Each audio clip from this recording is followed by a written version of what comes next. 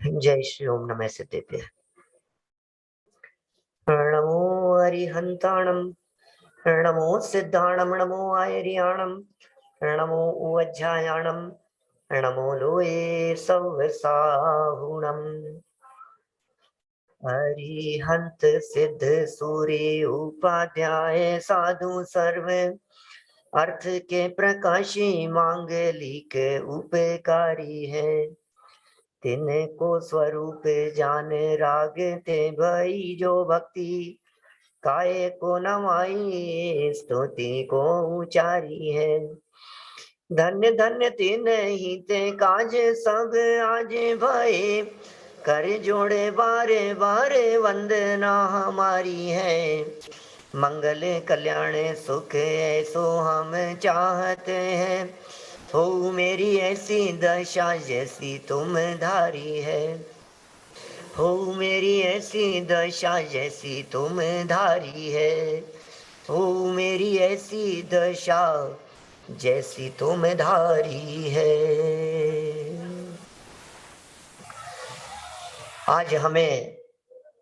आज इस 14 जनवरी के दिन आप सभी के बीच में थोड़ी सी चर्चा मकर संक्रांति के बारे में करनी है। अनेक लोगों से अनेक तरह की बातें मकर संक्रांति के बारे में सुनी जा रही है, सुनी जाती रही है। बहुत सारे लोग बधाइयां दे रहे हैं, शुभकामनाएं दे रहे हैं, हैप्पी मकर संक्रांति के मैसेज आ रहे हैं, फोटो इधर से उधर जा रही है। अभी आपके यहाँ तो नहीं है ऐसा माहौल, लेकिन राजस्थान में तो, जयपुर में तो पतंगबाजी हो रही है? पतंगबाजी तो हो चुकी, अब तो रात हो गई ना, तो अब तो आतिशबाजी हो रही है। पता नहीं क्या तरीका है, कौन सा पर्व है और क्या मना रहे हैं। आप जानते हैं हमारे यहाँ जैन परंपरा में जो पर्व होते हैं, वे पर्व दो तरह के होते हैं भाई साहब। एक त्रैकालिक पर्व होते हैं और एक तात्कालिक पर्व होते हैं। 10 लक्षण पर्व के प्रसंगों में अनेक बार आपने उसकी बातें सुनी होंगी। जो काल से अप्रभावित होते हैं वे पर्व त्रैकालिक पर्व होते हैं, जैसे 10 लक्षण अष्टानी का पर्व। इन पर काल का प्रभाव नहीं पड़ता। वर्ष में 3 बार 10 लक्षण आते हैं, 3 बार अष्टानी का आती है, तो इससे कोई फर्क नहीं पड़ता है कि चौथा काल चल रहा था कि पांचवा काल चल रहा है कि छठा काल चल रहा है। छठे काल में भी आती है अष्टानी का, क्योंकि जहां छठा काल होता है वहां नंदीश्वर है नहीं, और जहां नंदीश्वर में देव लोग जाकर के पूजन विधान आदि करते हैं वहां छठा काल आता नहीं है। तो शाश्वत पर्व है ये, तो है त्रैकालिक। कुछ पर्व होते हैं वो तात्कालिक होते हैं, टेम्परेरी। और तात्कालिक पर्वों को भी दो रूपों में बांटा गया है, एक घटना विशेष से संबंध रखने वाले और एक व्यक्ति विशेष से संबंध रखने वाले। घटना से संबंध रखने वाले जैसे रक्षाबंधन हो गया, घटना घटी थी। अक्षय तृतीया हो गया, घटना घटी थी। इसी तरह श्रुत पंचमी, बोले शास्त्र लेखन पूर्ण हुआ था तो घटना से संबंधित हो गया। अब कुछ होते हैं ऐसे जो व्यक्ति से संबंध रखते हैं। महावीर जयंती जैसे, दुनिया में रामनवमी है, गणेश चतुर्थी चलती है, लोग जो मनाते हैं व्यक्ति से संबंध रखने वाले पर्व हैं। मैं आपसे पूछता हूं, ये जो मकर संक्रांति है, ये मकर संक्रांति त्रैकालिक पर्व है या तात्कालिक? बात कर रहे हैं अपन, तो त्रैकालिक तो नहीं हो सकता, तो तात्कालिक है। तो तात्कालिक तो दो तरह के होते हैं, व्यक्ति से संबंध रखने वाले या घटना से संबंध रखने वाले। किसी भी जैन घटना से मकर संक्रांति का संबंध नहीं है, किसी भी जैन व्यक्ति से मकर संक्रांति का संबंध नहीं है। ये मकर संक्रांति वास्तव में वस्तुतः तो जैन पर्व है ही नहीं, ये जैन पर्व ही नहीं है। लेकिन कुछ वर्षों से, भाई अमित जी, कुछ वर्षों से देख रहे हैं पूरे देश में एक धारा चल पड़ी है इसे जैन पर्व सिद्ध करने के लिए, और अकेले मकर संक्रांति के लिए ही नहीं, कोई भी पर्व कहीं भी आए तो उसको कहीं ना कहीं से इधर से घुमाएंगे, ऐसे कहीं कुछ, ये जैन पर्व है, वैसे जैन पर्व सिद्ध करने की कोशिश करेंगे। ये है क्या चीज, ये मकर संक्रांति? अकेली साल में एक ही संक्रांति नहीं आती है, साल में 12 संक्रांति आती है। 12 राशियां है ना। सूर्य जब एक राशि से दूसरी राशि में प्रवेश करता है उसे संक्रांति कहते हैं। संक्रांति क्या होता है? बदलना, परिवर्तन हो जाना, उसका नाम है संक्रांति। तो एक राशि से सूर्य जब गमन करता हुआ दूसरी राशि में प्रवेश करता है तो संक्रांति कहलाता है। ये मकर संक्रांति है, माने पिछले महीने से लेकर एक महीने तक सूर्य धनु राशि में था, और अब वो धनु राशि वाला सूर्य बदलकर, धनु राशि वाला जो सूर्य था एक महीने से, वो बदलकर अब मकर राशि में आ गया आज के दिन, तो ये मकर संक्रांति हो गई। अब इसमें क्या लेना देना है? सूर्य तो रोजाना गमन कर रहा है। एक और हिंदू परंपरा में, अब एक्चुअल में चक्कर क्या है, हिंदू परंपरा का पर्व है मकर संक्रांति, और हिंदू धर्म में भी इसलिए मनाया जाता है क्योंकि इस मकर संक्रांति से सूर्य का उत्तरायण शुरू होता है। ये क्या चक्कर है? ये उत्तरायण क्या होता है? हमारे यहां शास्त्रों में 2 अयन कहे हैं वर्ष में। जैसे ऋतुएं होती है, बदलती है, मौसम बदलते हैं, महीने बदलते हैं, ऐसे पूरे वर्ष को 2 भागों में बांटा है। थोड़ा सा समझने का प्रकरण है, जब समझ में आएगा तो मजा आएगा। आखिर ये चक्कर क्या है? साल में 2 अयन, अयन 6 महीने के, एक का नाम है उत्तरायण, पंडित जी साहब खोला रस वाले, दूसरे का नाम है दक्षिणायन। तो सूर्य जब उत्तर दिशा की ओर आ रहा होता है तो उत्तरायण कहलाता है, सूर्य जब दक्षिण दिशा की ओर चल रहा होता है तो दक्षिणायन कहलाता है। एक और गजब की बात कहूं, पूरी भारतीय संस्कृति में इस सूर्य के उत्तरायण दक्षिणायन की चर्चा है। जैन परंपरा में भी सूर्य के उत्तरायण और दक्षिणायन की चर्चा है। इससे एक बात तो गजब की निकल करके सामने आ गई कि सूर्य धनु से मकर में प्रवेश किया, इसका मतलब सूर्य यहां से यहां गया, इसका मतलब सूर्य गमन कर रहा है, इसका मतलब पृथ्वी स्थिर है और सूर्य चल रहा है। क्या मैं नहीं कह रहा हूं, पूरी भारतीय संस्कृति कह रही है, पूरे हिंदू पुराण कह रहे हैं, सारी दुनिया कह रही है ये बात। आप चाहें तो आज का न्यूज़पेपर उठा करके देख लेना, मैंने तो नहीं देखा, लेकिन जरूर मकर संक्रांति के बारे में कुछ ना कुछ तो छपा होगा। और क्या छपा होगा कि आज सूर्य देवता धनु राशि से मकर राशि में आ गए हैं, तो सूर्य देवता यदि आ गए हैं तो सूर्य देवता चलते हैं, तो सूर्य देवता गमन करते हैं। तो आज के वैज्ञानिकों की ये मान्यता कि सूर्य स्थिर है और पृथ्वी घूम रही है, इसके ऊपर एकदम झटके से वज्रपात हो गया। ख्याल में आई क्या बात? हम हमारे कहने से मत मानो, कोई बात नहीं। बहुत सारे आपके यार दोस्त साथी लोग हिंदू अन्य मतावलंबी ये कह देंगे, अरे यार आपके जैन धर्म में पता नहीं क्या है, सारी दुनिया कह रही है कि सूर्य स्थिर है और पृथ्वी चक्कर लगा रही है। क्यों साहब, क्या कहते हैं वो लोग? कौन से धर्म को मानते हो आप? हिंदू हो? आपके धर्म में लिखा है कि नहीं ये सूर्य देवता इधर से इधर आ गए, तो सूर्य चल रहा है कि नहीं? तो पृथ्वी तो स्थिर हो गई, सूर्य भी चल रहा है, पृथ्वी भी चल रही है, पृथ्वी स्थिर है और सूर्य गमन कर रहा है। अब सुनना जरा, ये उत्तरायण दक्षिणायन क्या है? आगमानुसार बात कहता हूं, इसे उत्तरायण दक्षिणायन क्यों कहते हैं? सूर्य चंद्रमा आदि जो विमान हैं, ज्योतिष शास्त्रों के अनुसार ये 5 भागों में बटे हुए हैं। अपने तत्वार सूत्र में उल्लेख है, तिलोय पन्नति में, त्रिलोक सार में, सारे करणानुयोग के ग्रंथों में चर्चाएं मिलेगी। मेरु प्रदक्षिणा नित्य गति हो नृलोके। ज्योतिष का सूर्य चंद्रमसो ग्रह नक्षत्र प्रकीर्णक तारकाश्य। मेरु प्रदक्षिणा नित्य गतियो नृलोके तत्कृत काल विभागे है। ये सब सूत्र पढ़े होंगे आपने तत्वार सूत्र में। मेरु पर्वत बीच में खड़ा है, ऐसा इस तरह से मेरु पर्वत खड़ा है देवेंद्र जी, वैसा मेरु पर्वत ऐसे खड़ा हुआ है। अब सूर्य क्या कर रहा है, ऐसे चक्कर लगा रहा है इसके। अब बीच में मेरु पर्वत है, सूर्य यहां से ऐसे गमन करता हुआ चक्कर लगा रहा है। पहले दिन पहली गली में, दूसरे दिन दूसरी गली में, तीसरे दिन तीसरे रास्ते में, ऐसे ऐसे चक्कर लगाता रहता है। अब ये जो सुमेरु नाम का पर्वत है, इस पर्वत को कहते हैं नॉर्थ, ये उत्तर है, ये उत्तर दिशा है सुमेरु पर्वत। सुमेरु पर्वत उत्तर दिशा है पंडित जी साहब।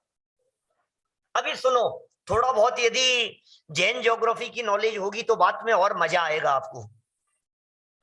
सूर्य पूर्व दिशा से उगता है, या सूर्य जिस दिशा से उगता है उसे पूर्व कहते हैं। सूर्य पूर्व से उगता है कि नहीं? फिर साहब बात तो एक ही है, कुछ फर्क है? क्या फर्क है? सूर्य पूर्व से नहीं उगता, मैं क्या कह रहा हूं, सूर्य पूर्व से नहीं उगता। सूर्य जिस दिशा से उगता है उसे पूर्व कहते हैं। नहीं समझ में बात? अभी देखो, जम्बूद्वीप का नक्शा देखा है क्या आपने? जम्बूद्वीप का नक्शा किस किस ने देखा है, हाथ खड़ा करो। बहुत कम है। भोजन करते हैं? पूछ रहा हूं, भोजन तो करते हैं? थाली में करते हैं? थाली में कैसी बात करते हो, थाली में ही करते हैं। तो बस जैसी थाली होती है वैसा जम्बूद्वीप होता है। माने जम्बूद्वीप थाली जैसा होता है। जम्बूद्वीप थाली के आकार का है, थाली जैसे शेप वाला है, गोलाकार है, और उसके बीच में आप टॉर्च खड़ी कर दीजिए उल्टा करके, बीच में वो सुमेरु पर्वत है उस थाली में। अब हम लोग उस थाली में माने जम्बूद्वीप के एक तरफ रहते हैं, भरत क्षेत्र में। बीच में मेरु पर्वत है, इधर पूर्व विदेह है इस तरफ, और इधर पश्चिम विदेह है, और सामने ऐरावत है, ऐरावत क्षेत्र है। ये चार क्षेत्र है, मोटा मोटा पता होना चाहिए आपको। ये जम्बूद्वीप ऐसे गोलाकार थाली, थाली में बीच में खड़ा हुआ, बोलते जाओ क्या बीच में? सुमेरु पर्वत। हम लोग रह रहे हैं भरत क्षेत्र में, ठीक है। और इस मेरु पर्वत के दूसरे साइड, अपोजिट साइड में वहां है ऐरावत क्षेत्र, और मेरु पर्वत बीच में है, तो लेफ्ट और राइट में है विदेह क्षेत्र। एक तरफ पूर्व विदेह, दूसरी तरफ पश्चिम विदेह क्षेत्र। अब ये जो सूर्य है ना भाई साहब, समझना एक बार, ये जो सूर्य है गमन कर रहा है, तो ये सूर्य आया इधर से, और हम हैं यहां पर, हम यहां हैं इस जगह पर, सूर्य इधर से आया, और यहां हम यहां बैठे हुए हैं, तो सूर्य यहां दिख रहा है हमारे को, ये पूरब है। यहां से उगेगा सूर्य और यहां से निकलेगा सूर्य, इधर अस्त हो जाएगा, बराबर। लेकिन इधर जो लोग हैं उनके लिए कहां से उगेगा? इधर से। उधर जो लोग हैं उनके लिए कहां से उगेगा? समझ में आ रही है बात? अपने भरत क्षेत्र वालों के लिए तो सूर्य पूर्व से उगता है, तो ऐरावत वालों के लिए पश्चिम से उगता होगा? नहीं, उनके लिए वो पूरब है। क्या समझ में आ रही है क्या बात? उनके लिए वो पूरब है, हमारे लिए ये पूरब है। अरे क्या ये ऐसी दिशा का भी चक्कर है क्या? हाँ ऐसा ही चक्कर है। अब इसके माध्यम से एक महत्वपूर्ण बात कहना चाहता हूं। उसका कारण ये है, आप कहीं भी खड़े हुए हो, क्या जब आप सूर्य की तरफ मुख करते हैं, उगते हुए सूर्य की तरफ मुख करते हैं, तो जो लेफ्ट साइड में होगा वो नॉर्थ होगा। क्या कहा? उगते हुए सूर्य को देखो, जब सूर्य उग रहा है, तो जब आप लेफ्ट हैंड साइड में देखेंगे, सूर्य यहां से उग रहा है, ये लाइट जल रही है, ये सूर्य जैसी सामने, तो ये यदि पूरब है तो ये उत्तर होगा, नॉर्थ होगा। अब मेरा ये कहना है, नॉर्थ है मेरू पर्वत। कुछ एक तथ्य बतलाना चाहता हूं, कुछ महत्वपूर्ण तथ्य मकर संक्रांति के बारे में, कुछ विशेष बात कहना चाहता हूं आपसे। क्या है मकर संक्रांति, क्यों मनाई जा रही है भारतीय परंपरा में भी, उसको मनाने के पीछे कारण क्या है, और इससे जुड़ी हुई भ्रांतियां क्या है, इससे जुड़ी हुई गलतफहमियां क्या है, और हम क्या करें और क्या नहीं करें, ये कुछ चर्चा आप लोगों के बीच में आज करने का भाव हुआ है।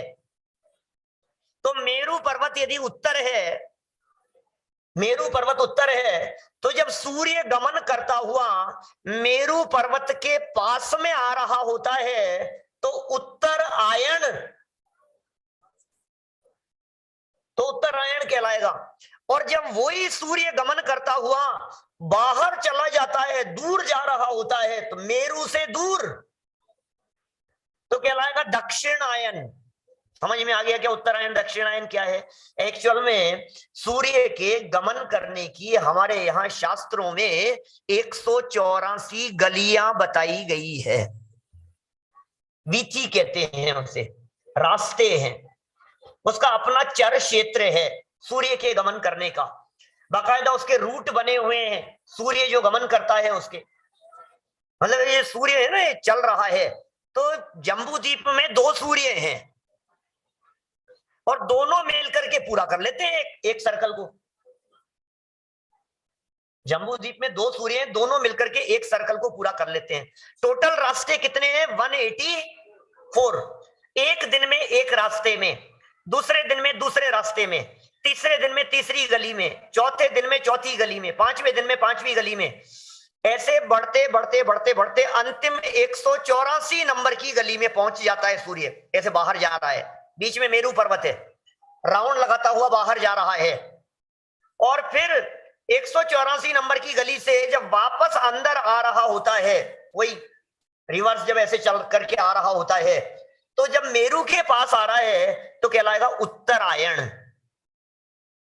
थोड़ी थोड़ी बात समझ में आई? ये हो गया दक्षिणायन और ये हो गया उत्तरायण। कितना टाइम लगता है भाई साहब? पहली गली से 184 नंबर की गली में पहुंचने में सूर्य को कितना टाइम लगेगा? 184 दिन, 6 महीना, दिन कितने? 184, 183 दिन लगेंगे, 183 लगेंगे। पहली में तो है ही भाई, पहली में तो खड़ा ही है ना। दूसरे दिन दूसरी, मतलब एक दिन में दूसरी में पहुंच गया, 2 दिन में तीसरी में पहुंच गया, तो 183 दिन में लास्ट वाली गली में आ गया, और वहां से फर्स्ट तक आने में वापस 183 दिन लगे। तो 183 दिन का दक्षिणायन और 183 दिन का उत्तरायण और 366 दिन का एक वर्ष। 183 और 183, 366 दिन हो गए।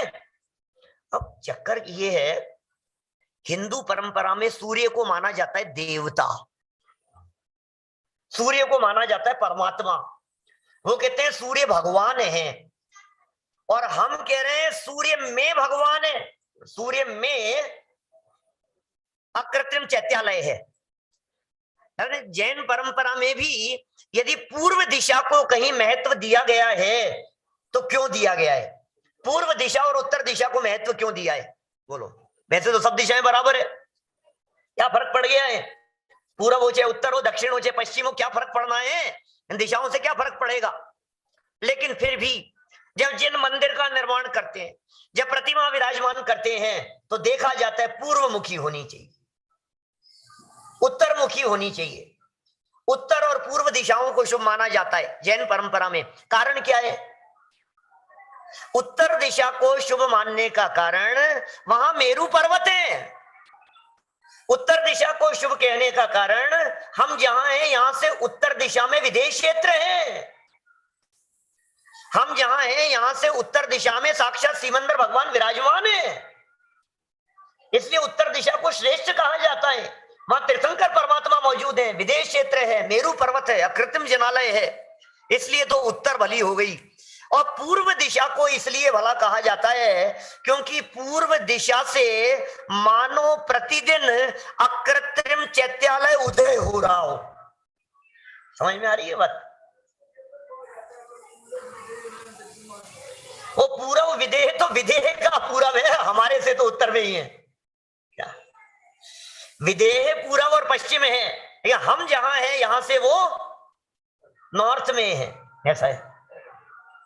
कोई बात समझ में आई क्या? मैंने क्या कह दिया, यहां क्या बातें हो गई? उत्तर और पूर्व की महिमा बता दी। अब अकृत्रिम चैत्यालय, क्योंकि अकेले सूर्य में ही अकृत्रिम चैत्यालय नहीं है, चंद्रमा में भी अकृत्रिम चैत्यालय है, तारों में भी अकृत्रिम चैत्यालय है, ग्रह नक्षत्रों में भी अकृत्रिम चैत्यालय है, ज्योतिषवासी देवों के असंख्यात अकृत्रिम चैत्यालय कहे गए हैं हमारे यहाँ शास्त्रों में, असंख्यात अकृत्रिम चैत्यालय हैं। जम्बू द्वीप में 2 सूर्य और 2 चंद्रमा हैं, लवण समुद्र में 4 सूर्य 4 चंद्रमा हैं, दात की खंड द्वीप में 12 सूर्य 12 चंद्रमा हैं, कालोदधी में 42 सूर्य 42 चंद्रमा हैं, पुष्कर आर्ध में 72 सूर्य 72 चंद्रमा हैं, ढाई द्वीप में 132 सूर्य 132 चंद्रमा हैं। एक चंद्रमा का परिवार होता है ये सब। चंद्रमा इंद्र है, सूर्य प्रति इंद्र है। एक चंद्रमा के परिवार में एक सूर्य, 88 ग्रह, 28 नक्षत्र, 66,975 कोड़ा कोड़ी तारे होते हैं एक चंद्रमा के परिवार में। ढाई द्वीप के 132 सूर्य कहें, ढाई द्वीप के बाहर तो असंख्यात सूर्य चंद्रमा है। अभी वो सब उस गणित में नहीं जाना है, अभी वो सारी उलझनों में आपको उलझाना नहीं चाहता। मेरे ज्योतिष लोक के ऊपर भी प्रवचन है, यूट्यूब पर उपलब्ध है, यहीं जहां आप सुन रहे हैं। आप लोग नहीं, मैंने संजीव गोदा चैनल पर यदि आप प्लेलिस्ट में जाकर के विशिष्ट प्रवचनों में देखेंगे तो आपको जैन भूगोल संबंधी प्रवचनों में ये ज्योतिष लोक क्या है, तारे कितनी ऊंचाई पर है, 1-2 दिन पहले भी मैंने शायद चर्चा की थी आप लोगों के बीच में। माने 790 योजन पर तारे हैं, उससे 10 योजन ऊपर सूर्य है, उससे 80 योजन ऊपर माने 880 योजन, धरती से 880 योजन पर चंद्रमा है, वो इंद्र है। ऐसे 790 योजन से लेकर के और 900 योजन तक 110 योजन का क्षेत्र वो ज्योतिष क्षेत्र कहलाता है। तो मैं आपको ये बतला रहा था कि सारे दुनिया में जितने पर्व मनाते हैं, जो पर्व आते हैं ना, सारे पर्व हिंदू परंपरा में भी, उन सब पर्वों का निर्धारण होता है चंद्रमा से। और ये मकर संक्रांति जो पर्व मनाते हैं, इस मकर संक्रांति का संबंध जोड़ा जाता है सूर्य से। क्या? और सूर्य से क्यों जोड़ा जाता है कि अभी तक पिछले 6 महीने से जो हमारे देवता, सूर्य देवता, हिंदू परंपरा वाले कहते हैं, जो सूर्य देवता प्रतिदिन हमसे दूर दूर दूर जा रहे थे, दक्षिणायन होता था, अब हमारे वो देवता, उनकी दिशा बदल गई, अब उत्तरायण प्रारंभ हो गया। समझ में आ रही है? वो देवता का मुख हमारी तरफ हो गया, वो देव वापस आने लग गए हमारी तरफ, इसलिए उत्तरायण को शुभ माना जाता है।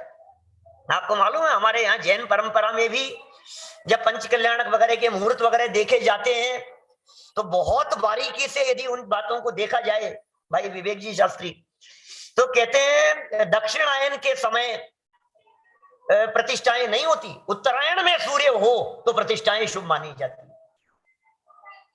मकर संक्रांति के बाद का काल आता है, बोले उत्तरायण को सब दृष्टि से शुभ माना जाता है। तो उत्तरायण माने उत्तरायण में क्या होगा, अब वो सूर्य डे बाय डे नजदीक आता जाएगा, 2 सूर्य मिलकर के गली को क्रॉस कर। भाई साहब विमान है ये, सूर्य और चंद्रमा के विमानों को 16 हजार देव खींच रहे हैं। अब एक और चर्चा इसके साथ में जो अभी आजकल नई जुड़ गई है, चक्रवर्ती के दर्शन की और जैन परंपरा में मान्यता की। जगह जगह मैसेज घूम रहे हैं, अरे भाई साहब ये मकर संक्रांति का दिन नहीं है, तिलोए पंडिती में तो उसे कर्क संक्रांति का दिन कहा है। जब सूर्य मिथुन राशि से कर्क राशि में प्रवेश करता है तो वो जो दिन है उस दिन को कर्क संक्रांति कहते हैं, और वो दिन वो दक्षिणायन का प्रारंभ है। उस समय सूर्य पहली गली में होता है, आज सूर्य अंतिम गली में है। समझ में आ रही है बात? तो चक्रवर्ती सम्राट, जैसे भरत चक्रवर्ती की अपन बात करें, चक्रवर्तियों की पांचों इंद्रियों की सामर्थ्य सबसे ज्यादा होती है मनुष्य गति के जीवों में। तो यह पांचों इंद्रियों के विषय क्षेत्र को जब देखा जाता है क्षयोपशम ज्ञान की दृष्टि से, तो उत्कृष्ट विषय क्षेत्र सामर्थ्य चक्रवर्तियों के होती है। 12 योजन तक की बातों को वो स्पर्श कर लेवे, नहीं 9 योजन तक की बातों को स्पर्श से जान लेवे। स्पर्श पता लग जाए उसे 9 योजन दूरी तक की, ऐसी स्पर्शन इंद्री की सामर्थ्य चक्रवर्ती की। रसना इंद्री की सामर्थ्य 9 योजन तक की बातों को जानने की। घ्राण इंद्री की सामर्थ्य 9 योजन तक की बातों को जानने की। कर्ण इंद्री की सामर्थ्य चक्रवर्ती की 12 योजन तक के शब्द सुन ले वे, ऐसी चक्रवर्ती की सामर्थ्य होती है। 12 योजन तक के शब्द सुन ले वे भाई साहब। 84 लाख हाथी और 18 करोड़ घोड़ों में से 84 लाख हाथी और 18 करोड़ घोड़े, उनमें से रात को कौन से नंबर का घोड़ा पैर में दर्द के कारण रो रहा था, ये चक्रवर्ती सम्राट सुबह उठ करके बतला दे। 18 करोड़ में से अपने राजमहल में सोते हुए। ये कर्णेंद्री की सामर्थ्य की बात कर रहा हूं। 12 योजन तक की सामर्थ्य है उनकी। और चक्षु इंद्री की उत्कृष्ट सामर्थ्य कही है 47,263 सहित 7/20 योजन। 47,263 योजन तक की वो चक्रवर्ती सम्राट अपनी आंखों से देख लेता है। तो हमारे यहाँ जनागम ये कहता है, शास्त्र ये कहते हैं कि जब सूर्य अपनी पहली गली में होता है, उस समय कर्क संक्रांति के दिन चक्रवर्ती सम्राट अयोध्या में रहते हुए भरत चक्रवर्ती अपने राजमहल में अपने महल की छत पर खड़े होकर जब उगते हुए सूर्य को देखते हैं, जब वो सूर्य निषद पर्वत पर होता है, जम्बूद्वीप का थोड़ा बहुत आइडिया है क्या आपको? जब वो निषद पर्वत पर होता है और उदयाचल कहते हैं उसे, वहां से उदित हो रहा होता है, उस समय चक्रवर्ती सम्राट की आंखों से लेकर उदित होते हुए सूर्य बिंब की दूरी 47,263 योजन होती है। और सूर्य विमान में मौजूद अकृत्रिम चैत्यालय और जिन बिंब के दर्शन वो अपने महल और अपनी छत से कर लेता है चक्रवर्ती सम्राट। अकृत्रिम चैत्यालय के दर्शन कर रहा। एक्चुअल में सूर्य जो है ये सूर्य देवों के रहने का स्थान है, नगर है भाई साहब पूरा। 48/61 योजन की साइज है उसकी सूर्य विमान की। 56/61 योजन का चंद्रमा है। अभी 1 योजन से कुछ कम, माने लगभग 1.25 योजन से अधिक मान लीजिए आप, 48/61 योजन की साइज वाला वो सूर्य बिंब, वो सूर्य विमान, वो गोलाकार होता है अर्ध चंद्रा का, ऐसे ऐसे हाफ बॉल जैसा। नीचे से शेप दिख रहा है ऐसा गोल, सूर्य बतला रहा हूं सूर्य कैसा होता है। ऐसे आग के गोले जैसा नहीं, सूर्य आग का गोला नहीं है, आग नहीं है वो। एक और गजब की बात कहता हूं घुमटसार की। नाम कर्म की 93 प्रकृतियों में से एक आतप नाम कर्म है। आतप नाम कर्म देवेंद्र जी, ये जो आतप नाम कर्म है, इस आतप नाम कर्म प्रकृति का उदय एकमात्र सूर्य बिंब में आता है, पृथ्वी का ही है। इसके अलावा और किसी के आतप नाम कर्म प्रकृति का उदय नहीं आता। एकेंद्रीय जीवों में पृथ्वी कायिक जीव और पृथ्वी कायिक जीवों का वो शरीर और उसके आतप नाम कर्म प्रकृति का उदय, और उस कर्म प्रकृति के उदय का ऐसा चमत्कार है कि जो भी है स्थिति, उसका फल ऐसा होता है कि मूल में तो वो विमान ठंडा है, आग नहीं है। सूर्य विमान वो ठंडा है और उसकी जो किरणें निकलती है वो गर्म होती है। सूर्य बिंब की को टच करो, क्योंकि आग वैसे आग का गोला है तो देव लोग के झुलसते होंगे। नरकों में तो सुना है अपन ने, नारकी जीव झुलसते हैं आग में। देव भी ऐसे रहते हैं? नहीं नहीं नहीं, देवों का ऐसा चक्कर नहीं है। देव लोग वहां रहते हैं, बहुत मजे से रहते हैं, पूरी नगर बसी हुई है, प्रतीन्द्र रहता है वहां। वहां अकृत्रिम चैत्यालय भी है, देवों के और भी स्थान है, महल आदि भी है, बहुत बड़ा एरिया है, कोलारस से तो बड़ा है। इतना बड़े में वहां वो रहते हैं और उसको खींचने के लिए 16,000 देव लगे हुए हैं। आप देखिए चक्कर क्या है, जब वो पहली गली में होता है तब बहुत नजदीक होता है। जब पहली गली में होता है तो उसकी स्पीड धीरे होती है। समझ में आ रही है बात? स्पीड धीरे क्यों होती है? क्योंकि इस सर्कल को ध्यान देना, अभी ये सर्कल है यहां मेरू पर्वत के पास वाला, पहली गली, और अंतिम गली थी ये। तो जो पहला सर्कल था उसे 24 घंटे में पूरा करना है, और लास्ट सर्कल होगा उसे भी 24 घंटे में पूरा करना है। कुछ समझ में आ रही है या कुछ बातें के ऊपर से जा रही है? हाँ या ना? थोड़ी आवाज मेरी आ रही है समझ में? चलो सुनो, क्या था? हाँ, 1 किलोमीटर भी 10 घंटे में जाना है तो 24 किलोमीटर भी 10 घंटे, जो भी समझ लो आप, मतलब सेम टाइम के अंदर वो ज्यादा डिस्टेंस उसको पार करनी है। तो जब सूर्य लास्ट गली में होता है तो स्पीड बहुत ज्यादा होती है। जब स्पीड बहुत ज्यादा होती है तो उसकी जो रेस निकल करके हम तक आ रही थी वो कम हो जाती है, स्पीड बहुत तेज है। तो रेस कम होगी, इसलिए जब दक्षिण में होता है सूर्य, दूर होता है हमसे, तो उस समय सर्दी पड़ती है। समझ में आ रही है बात?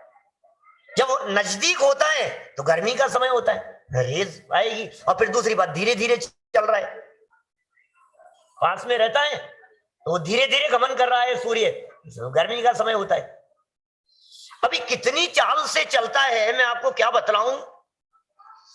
जम्बू द्वीप की जो परिधि है, बाउंड्री है, उस जम्बू द्वीप की बाउंड्री से 180 योजन अंदर और 330 योजन बाहर 510 योजन का एरिया है टोटल सूर्य के गमन करने का। ये 510 योजन ऐसे चल रहा है। समझ में आ रही है बात? माने पहली गली ये जम्बूद्वीप की बाउंड्री है बीच में मान लो, तो इस बाउंड्री से 180 योजन अंदर पहली गली है, और जम्बूद्वीप की बाउंड्री से 330 योजन बाहर लास्ट गली है। ये 510 योजन का उसका चर क्षेत्र है। और जम्बूद्वीप की परिधि मालूम है आपको कितनी है? 3,16,227 योजन, 3 कोस, 128 धनुष, 13.5 अंगुल से कुछ अधिक।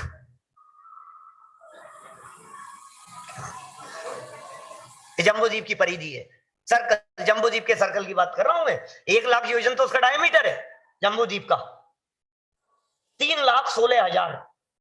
अब 3,16,000 योजन, ध्यान देना, और महायोजन है, जम्बूद्वीप की परिधि की बात है। 3,16,000 योजन उसे कवर करने हैं, उस सूर्य को कवर करने, पूरा 24 घंटे में कवर करने हैं। 24 घंटे में 30 मुहूर्त हैं, तो एक मुहूर्त के अंदर कितना चलेगा, वो दूरी निकल जाएगी आपकी। 5,251 मील निकलता है, क्योंकि वो फिर पहले योजन निकालो, पूरा गणित है, मैंने तो दिया भी है, अपनी थीसिस में भी लिखा है, उसका पूरा कैलकुलेट करके दिया है। 5,251 माइल पर मुहूर्त की रफ्तार से चल रहा है। क्या दो है? तो दो की चर्चा कर रहा हूं मैं। दो में से एक की चाल कितनी है उसको बतला रहा हूं मैं आपको। और यदि प्रति मिनट की यदि मैं आपको बात करूं ना, ये तो योजन बतलाया मैंने, 5,251 योजन प्रति मुहूर्त की रफ्तार से चल रहा है। अब उस योजन के बनाओ 4,000 से मल्टीप्लाई करके मील, क्योंकि एक योजन 4,000 मील का होता है। और मील बनाने के बाद में फिर उसमें 48 का भाग दो तो आएंगे मिनट। तो एक मिनट में कितना चलता है? तो एक मिनट में 4,37,623 मील पर मिनट की रफ्तार से चल रहा है सूर्य। नहीं समझ में आया अभी तो? आधे लोगों के तो ऐसे ऐसे सांप सुन गया, क्या क्या बोल रहे हो? किस स्पीड से चल रहा है? ऐसा ही है, 4,37,623 मील पर मिनट की रफ्तार से सूर्य का विमान गमन कर रहा है। ओहो, और सूर्य का विमान तो 800 योजन पर है, उससे 80 योजन की ऊंचाई पर है चंद्रमा के विमान। और ये कह रहे हम चंद्रमा पर जाकर के आए हैं। हो गया भाई, सब चंद्रमा पर जाकर के आए। हम गए वॉशिंगटन डीसी में, वहां वॉशिंगटन में स्पेस एंड साइंस म्यूजियम में लेके दिखाने के लिए, और वहां हमने देखा तो वहां पत्थर रखे थे चंद्रमा से लाए हुए। मैंने कहा रत्न लाते तो थोड़ा बहुत विश्वास भी होता। वहां से पत्थर लेकर के आए हैं, क्या क्या भरोसा करें इनके ऊपर? वहां पत्थर मिलेंगे क्या? पत्थर नहीं है वहां पर, ये सब विमान है, देवों के विमान है, ये सब गमन कर रहे हैं। भाई साहब विश्वास तो करना पड़ेगा। मेरे पास तो अभी वो विषय नहीं है, अपन विषय से थोड़ा सा विषयांतर हो जाएंगे, अपनी गाड़ी दूसरी दिशा में घूम जाएगी, इसलिए मैं उधर नहीं जाना चाहता हूं। मैं तो सिर्फ इतनी बात आपसे कर रहा हूं कि ये जैन दर्शन कितनी बारीकी से बात करता है, और अन्य परंपराओं में भी चूंकि उसे देवता कहकर के पुकारा गया और उसके आने की बात कही गई। जो सूर्य के दर्शन करने की बात अपन ने कही यहां चक्रवर्ती सम्राट के माध्यम से, वो दर्शन भी कर्क संक्रांति के दिन, जो कि करीब 25-26 जुलाई के आसपास, 15-16 जुलाई के आसपास आती है कर्क संक्रांति, उस दिन वो दर्शन करता है। इसलिए इस मकर संक्रांति से किसी भी तरह का अपना कोई रिलेशन जैन मान्यता का नहीं बनता है, कुछ नहीं बनता है। और पर्व का तो सवाल ही क्या है, हर महीने संक्रांति आ रही है। अरे भैया ये कोई धर्म नहीं है, कौन से धर्म में उलझ गए हो आप? धर्म तो वस्तु के स्वभाव को कहते हैं। धर्म तो दंसण मूलो धम्मो है, धर्म तो चारित्रम खलु धम्मो है, धर्म तो वत्तु सहाओ धम्म है। ये धर्म तो हम भूल गए, अहिंसा परमो धर्म तो हम भूल गए, वीतराग धर्म तो हम भूल गए, और कहां धर्म धर्म के चक्कर में उलझ गए हैं। भैया सुनो, संक्रांति में यदि आप धर्म मान रहे हो तो संक्रांति मिटने वाली नहीं है। संक्रांति माने परिवर्तन, परिवर्तन माने 84 का, क्या कहा?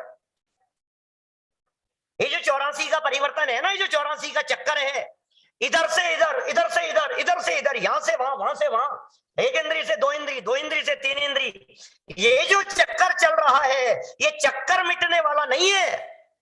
और सच में यदि आपको संक्रांति मनानी ही हो तो मैं ये कह सकता हूं, अपनी परिणति को मिथ्यात्व से सम्यक्त्व में बदल करके संक्रांति करके देखो। यदि ऐसी संक्रांति मनाओगे तो ऐसी क्रांति होगी कि फिर आप संसार में नहीं रहेंगे, सिद्धालय में जाकर के विराजमान होंगे, ऐसी क्रांति हो जाएगी। अब करो तो सही एक बार, लेकिन करना क्या है कि साहब वो दान पुण्य बहुत। देखो देव का, जैसे हमारे यहां मुनिराज आए, मारे आंगणे में आए मुनिराज, नाचते चमर लेकर के नाच रहे हैं, उत्सव मना रहे हैं, मुनिराज आ गए। अब सोचो साक्षात देव यदि आ रहे हो तो फीलिंग क्या होती है। अब वो किमिच्छिक दान देता है भाई साहब, चक्रवर्ती विधान करा करके अनुष्ठान करता है। तो हिंदू परंपरा में जब उसे देव माना, देव है वो, और देव का आगमन हुआ, देव हमारी तरफ आने लगा, हमारे देश की तरफ आने लगा, नगर की तरफ आने लगा, उत्तरायण उसका हो गया, तो बोले दान पुण्य करना शुरू करो।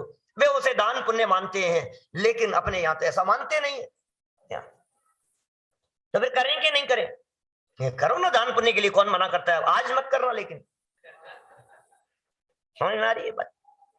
हाँ दान पुण्य करो, अपनी बर्थडे के दिन करो, अपनी एनिवर्सरी के दिन करो, उत्सव मना करके करो। आपने विधान रचाया है, आस पड़ोस में सब जगह पर लड्डू बांटो, जैन अजैन लोगों के बीच में। सोचना जरा, 2.5 द्वीप जनायतन की जिस दिन नींव लगी थी इंदौर में, मुकेश जी ने वहां उस नींव के प्रसंग पर पूरे नैनौद गांव में हर घर घर में स्टील के इतने बड़े बड़े हंडे बंटवाए थे लड्डुओं के साथ में, लोगों को पता लगे कि यहाँ कोई तीर्थ बनने जा रहा है। आप करो। अरे दान तो, दान पूजा ये तो श्रावक के कर्तव्य है भाई साहब, दान तो खूब किया जाना चाहिए, लेकिन दान को किसी अन्य परंपरा से ऐसे जोड़ करके मिथ्या मान्यता रख करके आप दान देते हैं, तो आप तो कोई ग्रहित मिथ्यात्व का पोषण कर रहे हैं। धर्म तो समझ का नाम है, जहां समझ नहीं है वहां धर्म कैसे होगा भाई साहब? समझ से धर्म होता है, जिसके जीवन में समझ नहीं उसके जीवन में धर्म नहीं। धर्म करने से पहले धर्म को समझा जाता है, दान देने से पहले दान को समझा जाता है, काम करने से पहले काम को समझा जाता है। ज्वेलरी का शोरूम खोलने के पहले ज्वेलरी क्या होती है, सोना चांदी क्या होता है, उसकी परख क्या होती है समझा जाता है, नहीं तो ठगाया जाएगा। बिना समझे यदि कोई काम करेगा तो धर्म करना है तो समझ करके करो, दान देना है तो समझ करके करो, आहार करना है तो समझ करके करो, जो करना है लेकिन समझ पूर्वक करो। ये जैन धर्म ये पोपाबाई का राज नहीं है भाई साहब, ये समझ का धर्म है। हर कार्य समझ समझ करके किया जाएगा। थाली भी यदि पूजन की लगाएंगे हम तो समझ करके लगाएंगे। सोचना जरा, थाली के अंदर द्रव्य लगाएंगे तो समझ करके लगाएंगे। एक एक क्रिया के अंदर समझ होती है। ये ना समझों का धर्म नहीं है, लेकिन वस्तु स्वभाव की समझ, उससे धर्म प्रकट होता है। वस्तु का स्वभाव धर्म है। ये कैसा धर्म है हमारा जैन दर्शन, ये कैसे धर्म की बात करता है, ये वस्तु स्वभाव धर्म की बात करता है। वस्तु का स्वभाव ही धर्म है। हर वस्तु स्वभाव से धर्मात्मा है।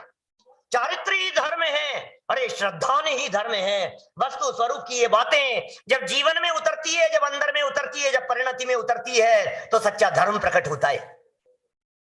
न हमें संक्रांति की खबर है, न हमें सूर्य की खबर है, न हमें हिंदू मान्यताओं की खबर है, न हमें जैन मान्यताओं की खबर है, न हमें धर्म दर्शन की खबर है। और पता नहीं इसमें आतिशबाजी और पतंगबाजी तो कहां से आ गई है? अभी राजस्थान में, गुजरात में तो ऐसी पतंगबाजी छतों पर आपको ऐसा दिखेगी कि क्या हो रही है। अभी पतंगबाजी से इसका क्या लेना देना है? और क्या वो तिल के लड्डू क्या क्या बनते, क्या तिल्ली के लड्डू और रजगिरा के और मूंगफली के। अरे हमारे राजस्थान के भी सब लोग सुन रहे हैं, इनको भी कह तो दूं, घेवर, फीनी, क्या क्या क्या पकौड़ियां बन रही होगी, मंगोड़ियां बन रही होगी, गरम गरम। मजा आ गया। तो खूब खूब दान दान लेने वाले भी आते हैं, देने वाले भी करते हैं। भाई समझो, एक बार समझो, ये कोई ऐसा कोई पर्व नहीं है। पर्व किसे कहते हैं? पर्व तो पवित्र काल होता है।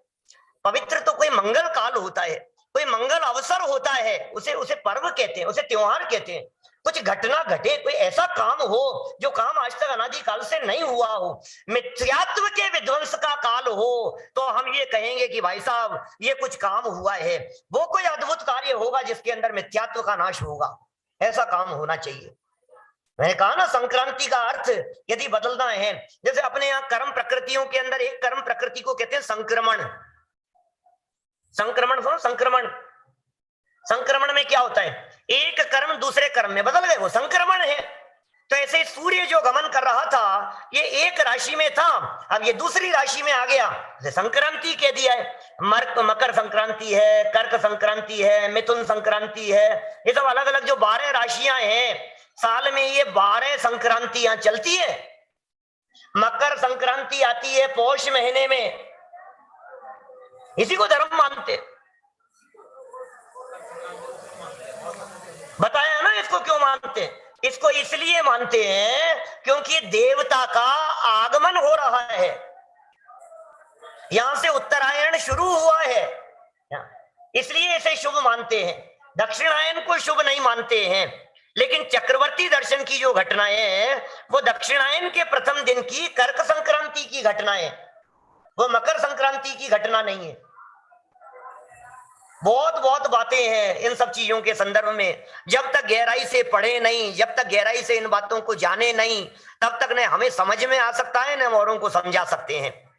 लेकिन धर्म के नाम पर तो कुछ भी नहीं भाई साहब। धर्म तो पढ़ो, पहले समझो क्या है, स्वाध्याय करो भाई साहब, स्वाध्याय करो, शास्त्र खोल करके देखो।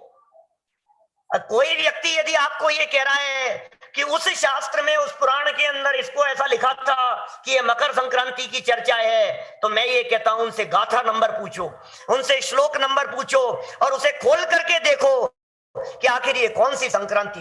देखो, सूर्य बिंब के दर्शन करने का उल्लेख तो मिलेगा, वो तो हम भी बता रहे हैं, वो तो हमने डिस्टेंस भी बतला दिया। 47,263 योजन की दूरी पर चक्षु इंद्री का उत्कृष्ट विशेष क्षेत्र बतला दिया। चक्रवर्ती अपने छत पर खड़े होकर के दर्शन कर लेता है। लेकिन कौन से दिन? टोडरमल जी साहब ने मोक्ष मार्ग प्रकाशक 5वें अध्याय में जहां ग्रहित मिथ्यात्व के ऊपर चोट मारी है, वहां एक एक मिथ्या मान्यताओं के नाम बतलाते हुए उन्होंने मकर संक्रांति का भी नाम लिखा है। मकर संक्रांति मनाता है। कहीं पतंग उड़ रही है, कहीं कंचे खेल रहे हैं। हाँ, अलग अलग पूरे देश में। यदि आपके यहाँ क्या परंपरा है मुझे पता नहीं है। आपके यहाँ क्या होता है मकर संक्रांति को? लड्डू बनते हैं। कितना मजा आता है लड्डू नाम सुनते ही, दिल बाग बाग हो जाता है। लड्डू बनते, सब जगह की अलग अलग तरह की परंपरा है। हिंदुओं में अलग अलग क्षेत्र वाइज होगी। दक्षिण भारत में अलग तरह की होगी, उत्तर भारत में अलग होगी, राजस्थान में अलग है, तो गुजरात में अलग है, महाराष्ट्र में अलग तरह की है, तो उधर दक्षिण में चले अलग तरह की मान्यताएं होगी। हमारा तो भारत देश अलग अलग तरह की मान्यताओं वाला है भाई साहब। इसलिए यहाँ जो संक्रांति का जो प्रसंग है, इस संक्रांति के प्रसंग पर तो मैं आपको इतनी बात कहना चाहता हूं कि ये जो असली संक्रांति है, जो सच में मनाने योग्य संक्रांति है, वो संक्रांति है आज तक हमारा उपयोग और हमारी परिणति जो बाहर पंचेंद्रिय विषय भोगों की तरफ जा रहा था, इसका नाम है दक्षिणायन। ये ध्रुव है भाई साहब, ध्रुव। मेरू पर्वत है ना, मेरू पर्वत को ध्रुव कहते हैं, वो अचल है, उसे ध्रुव कहा जाता है। तो मेरू पर्वत है ध्रुव। ध्रुव तारा जो है, वो ध्रुव तारा भी नॉर्थ में है, देखा होगा कभी, देखते होंगे। वो ध्रुव तारा भी उत्तर में है। और ये जो है ना अपना ध्रुव, वो आत्म तत्व, ये नॉर्थ है। तो जब अपना उपयोग, अपनी परिणति यहां से बाहर की तरफ जाती है, वो होता है दक्षिण की तरफ जा रही है, दक्षिणायन हो रहा है, परिणति बाहर जा रही है। और जब हमारा उपयोग और परिणति बाहर से सिमटकर अपने ध्रुव स्वभाव के नजदीक आ रही होती है, तो उसे कहते हैं, इस ध्रुव के नजदीक आती हुई परिणति का नाम है उत्तरायण। तो जो परिणति बाहर में थी, फैली हुई थी, पसरी हुई थी, उस बाहर दौड़ती हुई परिणति को हमने समेट लिया। और कहां समेट लिया? समेट करके अपने अंतर में ले आए। ये जो संक्रमण हुआ है, ये संक्रमण या ये संक्रांति आज तक अनादिकाल से नहीं हुई भाई साहब। ये संक्रांति करने योग्य है। ये संक्रांति कीजिए, ऐसे मनाइए संक्रांति को। बहुत मना लिया, बहुत घूम लिए, धर्म के नाम पर न मालूम क्या क्या कर लिए, धर्म के नाम पर न मालूम क्या क्या आडंबर अपना लिए हमने। लेकिन भैया अब तो हम सच्चे धर्म को समझेंगे। जब तक पढ़ेंगे नहीं, जब तक सुनेंगे नहीं, जब तक समझेंगे नहीं, तब तक करेंगे क्या? इसलिए पहले समझो, सुनो, स्वीकार करो, तभी वास्तव में सच्चे अर्थों में सच्चा धर्म आप मना सकते हैं। हम सब सच्चे अर्थों में मकर संक्रांति मनावे, इस भावना से मैं आज की बात को यहीं, मकर संक्रांति संबंधी चर्चा को तो यहीं विराम देता हूं। कल मिलूंगा। जो प्रकरण मैंने आपका बीच में छोड़ दिया था, संयम प्रकाश नियमित, हम तो रोजाना 8 बजे यहीं मिलते हैं, यहीं मोबाइल पर, इसी जगह पर, इसी चैनल पर, आप लोगों के बीच में। आज भले ही यहां से बाहर चले जाऊं, कोलारस से बाहर, मिलोगे कि नहीं मेरे से दोबारा? कहां मिलोगे? ऑनलाइन मिलोगे, यहीं मिलोगे। यदि आप मिलेंगे तो जरूर हमारा जो ग्रंथ चल रहा है, नियमित चल रहा है, एक ग्रंथ पूरा हो जाता है, दूसरा शुरू कर देते हैं। पहले छेड़ाला चलाया हमने नियमित, फिर पुरुषार्थ सिद्धि उपाय चलाया नियमित, फिर उसके बाद में संयम प्रकाश चल रहा है नियमित, फिर नया ग्रंथ चलेगा। रात को ठीक 8 बजे और प्रातः काल ठीक 9:20 पर, दोनों समय तो हम यहीं मिलते हैं। कहां पर? ये यहाँ आपके मोबाइल पर, ठीक है ना? तो हम यहीं मिलेंगे आपको, आप अवश्य उसका लाभ लेते रहें और आप सबका जीवन धर्ममय हो, सुख शांति में हो, आराधना में बीते, सच्चे धर्म को समझ करके आपका जीवन